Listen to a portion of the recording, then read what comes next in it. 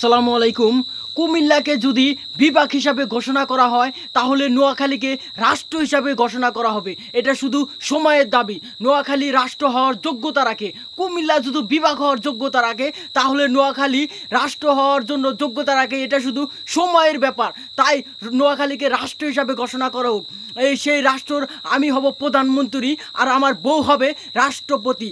আমরা এমন একটা ভিসা তৈরি করব, এই ভিসাতে পাসপোর্ট, এমন একটা পাসপোর্ট তৈরি করব, সেই পাসপোর্ট দিয়ে আপনি দুনিয়ার সব দেশেই ঘুরে বেড়াতে পারবেন, কোনো ভিসা লাগবে না। তাই এটা শুধু সময়ের দাবি। সবাই অপেক্ষা করে নোয়াখালীকে রাষ্ট্র হিসাবে ঘোষণা করব। সেই রাষ্ট্রর আমি প্রধানমন্ত্রী আর আমার বউ হবে রাষ্ট্রপতির।